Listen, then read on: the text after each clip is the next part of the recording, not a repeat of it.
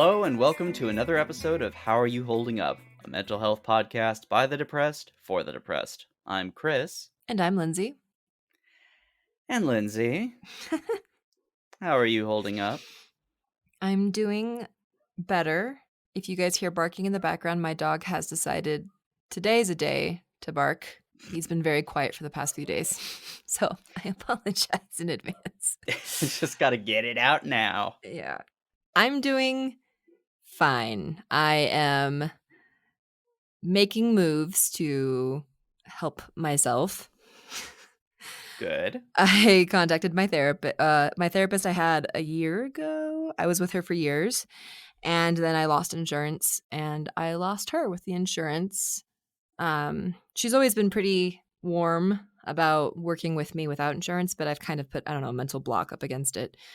But I reached out to her because I thought it was time. I've been dealing with insomnia for the past few nights and lots of really bad thoughts. So it was time to contact her. How are you holding it? Well, first off, good for you. Thanks. I'm glad that you're making your way out of that hole. Yes. It is not a pleasant place to be. For me, I am okay. I've been diving headfirst into work again, as usual. Last 2 weeks has been more or less just a constant stream of I can't not be moving and doing things to the point where I come home and I pass out from exhaustion, which is great. Wow. Uh, yeah, I mean, it's not great, but it's better than the alternative where I get sad and obsessive about being sad. So, We're all yeah. coping in different ways. Yes, absolutely. I've been, still consistently taking the meds, and they've been helping in their own ways, Good. which has been nice to kind of, get that taken care of. And aside from that, it's been a thing. It's been living. I'm glad you're living. So today we're excited to have an episode that was requested. They asked to have a full episode about people with mental illness who don't seek help because they second guess themselves. Yes. So almost an imposter syndrome when it Yes, comes kind to of getting help. Yeah. yeah, imposter syndrome part 2. What are you talking about? I'm not depressed. Yeah. Yeah. Yeah. Yeah. That's that is a common, an all too common feeling, I must say. It can even It's happen once you have a podcast and have therapy and medicine, Oh yeah. I've gotten past this. I don't need to go back to therapy. It's fine. So I think it's hard when you have grown up in a situation where maybe a parent or a family member or a friend told you to suck it up or depression isn't real. You don't have depression. I was lucky enough to grow up in a family where therapy was accepted and fine. A lot of people don't believe in therapy. Yeah. Yeah, no, I was similarly raised in a household where not only was therapy accepted and encouraged, uh, feelings and talking about them was very much encouraged from an early age. Like, whatever made you sad, whatever made you mad, we didn't just tell you to get over it in my family. We just said, "Hey, what's going on? What's Yeah. wrong?"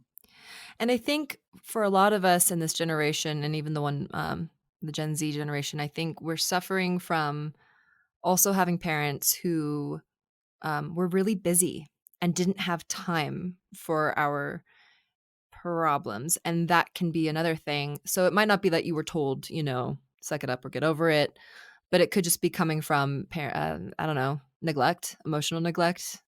Yeah, your mental health and your well-being may not have been high on the priorities because the physical well-being was put a higher pedestal.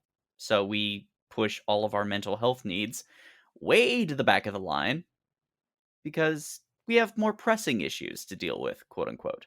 Yeah. which is, it can be true. Sure, if you are in a situation where you might not be able to put food on the table, you kind of have to sometimes take a little bit of mental abuse in order to provide, but that does not excuse it. It doesn't encourage that as being the norm. Yeah. That is a horrible circumstance that you should try and get out of. Yeah. I think this episode we're going to try and hone in on um what therapists would say is normal, Mhm. what they look for in terms of like how they evaluate you. We are not mental health professionals. Yeah. Obviously, this is just you know, stuff that we've gone through, friends have gone through, and we're just trying to give some support. Yeah. But I think at some point everyone has the I'm okay when you're not okay. And it's important for you to identify what the problem is and where it's coming from. Yes. So I'm trying to there's a lot to talk about here, there's a lot to unpack. Yeah. So I think first of all, if you are unsure if you need help, if you're unsure that you have a problem or that's really is bad, like, oh, it's like, yeah, it sucks that my dad gets really mad at me and calls me horrible names, but at least he didn't hit me or, you know, which was I something that I did. yeah, I mean, personally, I think that as soon as you have to say the phrase, "At least he isn't," or "At least they aren't," or "At least they," as soon Yeah, as you have to put it in comparison, yeah. you should know that something's not right. Yeah, and it also your mental health shouldn't get to a point where you are contemplating suicide ever. So if you're No. waiting for the well, at least I don't think about suicide thing, that doesn't necessarily mean that you're the epitome of mental health. Mhm, Um, yeah, no. so yay for, reaching out. If you've reached out to any of your friends, if you've tried to talk to your parents, if you've tried to talk to somebody, that's a great step. But let's talk about evaluation, and when treatment is needed. So I looked this up on the internet, and you can find many different renditions of this. This is not 100%, but each mental health condition has its own signs and symptoms. But generally, therapists are going to ask you some of these questions or have you fill some of this stuff out. If you want to follow along with me on this, it's on the mayoclinic.org. It'll be in the show notes. Yeah, we'll have it in the show notes. Um, and so a big thing to look at in yourself, and I'm hoping that this will enable you to feel like, okay, maybe I do need to start, looking for help. So changes in personality, eating, or sleeping patterns. This can be really difficult, especially in times of quarantine, Mhm. and difficult if you just living through stress because you could be stressed, right, with work, or you could be tired because you just, you've had too much caffeine late at night, too many nights in a row. Or But you're unemployed and that's keeping you up and you're not yeah, eating as much kinda thing. Yeah.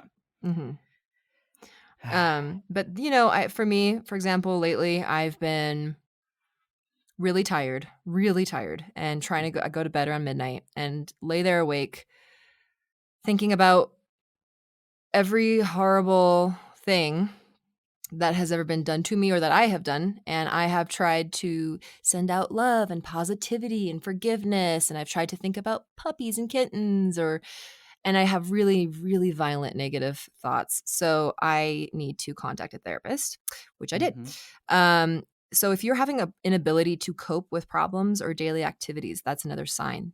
Like if you're just finding it hard, you have to go to the bathroom and take a break and maybe like cry. Yeah. Oh, yeah. Um, That one is especially yeah, something that's kind of hard to recognize sometimes because the whole idea of coping with a problem, we all cope differently. yeah, So, if it's beyond your normal scope of coping, like, if you're normally somebody who kind of thrives under pressure, it can be very difficult to recognize when you are suddenly not in the same headspace as yeah. usual because Yeah, and we thrive go in chaos. and you have to, this is the thing, we have an episode on this, on getting to know yourself and really understanding yourself, because for some people, going to the bathroom in the middle of the day and crying is how they cope. Mhm. But if you're having, so right now, I'm gonna be using myself as an example right now a lot because I'm going through some stuff. I'm having an inability to I'm having an inability to cope with, an ending of my friendship. I am thinking about it, I am crying about it, I am getting enraged about it, I'm fantasizing about having weird conversations or talking to people I shouldn't about what happened. That it's getting in it's ruining my sleep, Mhm. it's ruining how much emotional energy I have for my daily life, able to do other things. Yeah, I will randomly think about it while I'm talking to somebody else. So that would be an example. If you're absolutely. feeling disconnected or you're withdrawing from normal activities, this is also a difficult one. Mhm. Yeah, that one's one that for me, I first noticed my problems when I was unable to, like, be in the same kind of headspace that I was when I was in my quote unquote element. I, being an extroverted person, would get a lot of energy from being around people and being at parties or getting a group and watching a movie and, doing fun things. And then after a while, it just started to tire me out. So I stopped doing them or I stopped reaching out to people. And I didn't recognize it until way later that, hey, that's not good. That's not normal. And I think there's an element of guilt associated with the kind of disconnection or withdrawal from normal activities, or the Mhm. feeling of, I'm going to push through. I'm just going to play this video game because I usually love playing this video game, even though right now it feels like a chore. Or I'm going to hang out Yes. with these friends right now, even though I literally can't feel anything when I'm talking with them, or I feel nearly nothing. Yeah. Um, or their problems don't seem as big as my problems. And whereas normally you would be like, able to enjoy your hobbies, able, and this is not just like one day. This is going on. I would say if a week of this. A Yeah. week is a good indicator. I think they go on for two when they're like, it's for months. That's hard to know. If you're like by the end of a week, you're like, wow, I really haven't connected to anything. I'm having foggy brain. I can't really remember what I did. I can't sleep well. It's start you have to see it in the small cracks of your life. And that Mhm. requires you to be aware of yourself. This one is interesting, and I've never seen this in a list. Unusual or magical thinking. That one is very interesting to me. Yeah, Um, I think it means, again, I'm not a therapist, where you are creating almost a, oh god, what's it called? It's like you're disassociating almost, where it's you're creating like, well, it's okay. I'm really poor right now, and I'm stuck in this bad situation with this toxic person, but I'm going to become famous and make a lot of money, and all these problems are going to be so small once that happens for me. yes, a sort of fantastical, narrative of your life Yeah. Or this, I'm that going to meet somebody and we're going to get married and they're going to take care of me because they're going to be rich and they're going to love me. And then once they love me, all of my problems will go away. oh, yeah, yeah. Oh, absolutely. As soon as they love me, nothing bad will ever happen to me ever again. Yeah. All It's these things I ugh. am listing are things I have thought of in the past. I'm Like, very much yeah, yeah. What's same. it called when you are, oh God, and it starts with a D. It's a word where you create, it's like delusional. Ah, That's the word. delusional, yes. Delusional thinking. I had extreme delusional thinking because that's how I got through the day. Mhm. So excessive anxiety, I think that's a hard one because some people have lived with it for so long they don't realize it's excessive. How do you know it's Mhm. normal if you're living in your own body? That's why a therapist is helping. But Yeah. um, if you're just if your stomach's kind of in knots, if you have a hard time breathing, if your hands get sweaty a lot and you're just uncomfortable and you're Yeah. hyper aware of the people around you, of the interactions that are going on, you're fearful. The fear, that's a hard one to live with fear. If you've ever been to a doctor and they've done, like, a heart rate on you and they're like, "Wow, your heart's beating really fast," you might have a little bit more anxiety than you're letting on. Yeah. And, yeah, that or your blood pressure spikes, things like that, where it's yeah, I am very guilty of, like, my anxieties that I had for, like, the longest time. We've been over this a few times in the past where I'm not one who really suffers from anxiety, but I recognize that when I am having anxiety, that it's bad and that I need to be paying attention to it. Yeah, when I have anxiety, I usually feel like I'm gonna die, like I'm dying.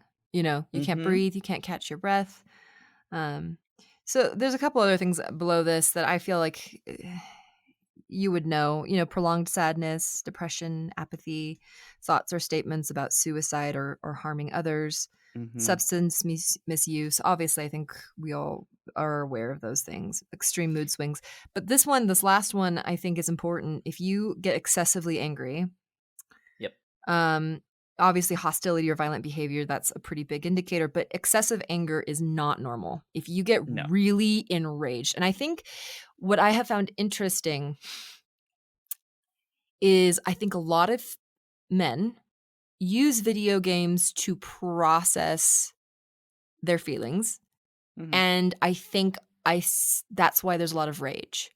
Because a Sure. normal person who's playing a game, sure, they might get frustrated or they might get angry at something that's, totally ridiculous. But if you get angry every day, like screaming, cussing, and you just Breaking wanna, like, shit. tear things apart, that's not normal. I have gone through that. I was drinking too much, I was in a really toxic relationship, and the video games I was playing, I'd be like it was probably if I watched myself doing what I was doing and the things I was saying and yelling and, like, storming around the room, I would probably be embarrassed because it was just but in the moment, you just get so fired up. Rage is Sure. not like anger. Rage is an all-consuming I mean, like, you just want to be destructive in what you say, in what you do, and you wanna hurt yourself, you wanna hurt the things around you, you wanna hurt people, you wanna break your controller. Um, Not normal. Therapists would look for that. So, hopefully, though that list, if you're like, "No, I'm probably okay," and a few of those things kind of dinged, hopefully that will empower you to know that, "Okay, maybe these are the signs that my body are giving me to let me know that I'm not okay, and I do need help." Yes.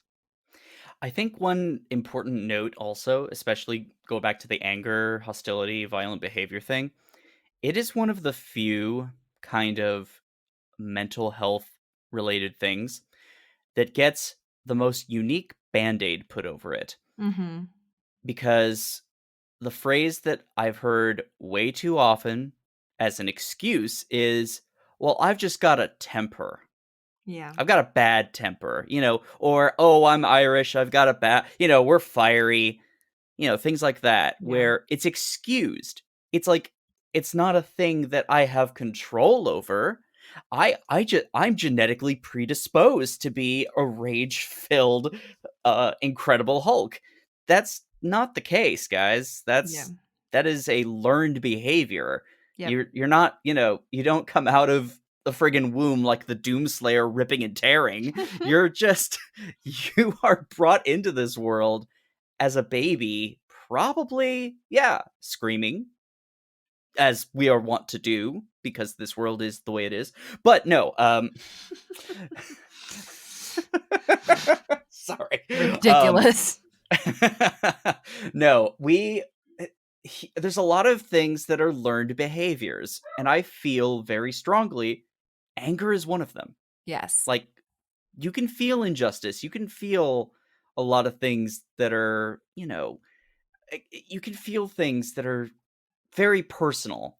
And anger and rage are not things that come 100% naturally. Well, I think especially rage. Anger is normal. Anger is normal. Anger is Sure. a healthy Mhm. emotion, just Yeah. as any emotion. Rage is an entirely different beast. Yes. And I think something that it was really cool. We got a listener reaching out to us about rage and depression, and I actually did a lot of study on it after that, and I found that it's really not talked about, but there's a lot of rage with men and depression, Mhm. some women too, but I think it's more common in men, and it it's just not usually like, you hear about apathy or loss of appetite, you don't hear about rage and depression or rage and No. mental illness. For me, my anger, because I am somebody who I can absolutely, like, lose my shit sometimes. It's Yeah. not often, Yeah. and very few people have seen me genuinely angry as a result of it because I fight with all my heart to keep that contained. That's not something I want people to see, but when it happens, yeah, it's out of a place of frustration And pain often. and pain. I think, when you're little and you're Mhm. raised by somebody who is a rager, Mhm. and, we are all taught how to become a human by our Yes. parents and our teachers. And I know that if you're not taught how to deal with your anger and you see your parents screaming and they scream at you and you get Yep. cornered or your power gets taken away and they laugh at you. I mean, there is a rage that gets grown in you. I feel like it's a demon, honestly. Yeah. Whether you're spiritual or not, it is. It's like this like other being inside of you. And you can start having rage attacks and it's basically almost like a tantrum. Mhm. And i- it's it's something to look out for. It's something that can be controlled and it Yep. can be healed. One of the reasons I decided a while ago not to have children was because I was raised with a rageful parent and I very early on was a rageful person and I babysat a child one time and I raged on them and it was caught on camera. Mhm. And it was so embarrassing and the shame was so strong, and they never confronted me about it. They never asked me back. They would mention it sort of like, "Oh, well, you haven't babysat no more." Like, it would be this they were a family friend, and it was horrifying, and I was about 16, and that's when I realized I cannot have kids because I didn't wanna hit them, I didn't wanna yell at them, and I felt like I might if I did have them. So, thankfully through therapy and everything now, I'm not sure where I stand on that, but it does feel like it's uncontrollable, but I wanna let you know that it is something that you can work through. Sorry, Yes. my dog is barking in the background. That's Mojo, and he is my emotional, support animal, and he's going to be emotionally supporting us through his barks. Yes. Supportive emotional barking. Uh, Um you tell him, Mojo. Brat. He's just laying on my bed, looking out over the land, barking. Um, Mhm. okay. Something I want to mention about the emotional imposter syndrome thing is that is not coming from you. The No. thought that you don't need help. So sit with that for a minute. Yeah. Because that's not you were taught that that was either weak or that you don't need the help or that your feelings aren't important enough or that they're not real Mhm. or whatever. Or other And people have it worse than you, so yes. yada yada. Yeah. Yeah, that's a good point too. Mhm. And it's true. But that doesn't mean your problems or your pain or what you're going through is any less. So, a couple of things I think to think about or to maybe try it for yourself if you're just not ready to jump into therapy or you don't have the money. Right now is a fantastic time, seriously, to find an online depression support group. You can remain anonymous, and hearing other people talk about what they're going through who are in different stages of their healing process or coping process Yep. might help empower you. You need people in your life, whatever capacity that is, to support you. Whether you Mhm. have depression, whether you have schizophrenia, whether you are bipolar, whether you are a completely normal, healthy person, even Jesus needed 12 disciples. 12? I don't know. Yeah. We all need a support group. So it might behoove you to do your own research, take yourself seriously, and take the warning signs seriously because you've got probably one life. And Mhm. no matter how much money you make, no matter how in love you are, no matter how well you're doing in other ways of your life, if you are mentally unwell, it's not going to matter and you're going to suffer and you might not need to. Yeah. Guys, mental health, physical health, they are absolutely two sides of the same coin. Just like you hopefully wouldn't walk on a broken leg You shouldn't be limping along mentally thinking that it's just going to get better. You have to do the work. And doing the work is hard. And sometimes it's difficult to know when to start doing the work.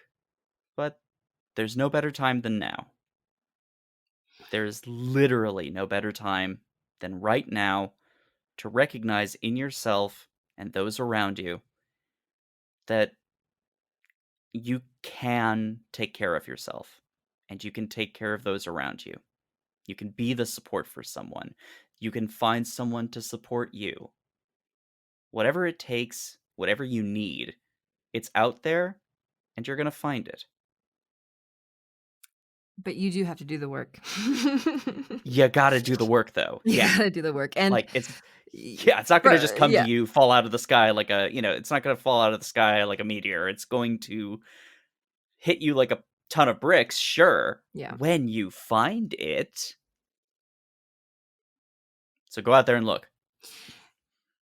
And as somebody who has done a lot of work and is still going to do a lot of work, it has changed my life from somebody who was victim to everything, who was really hurt deeply by so much constantly, who couldn't get a job that would stick, that who couldn't find a relationship that was deeply loving and supportive.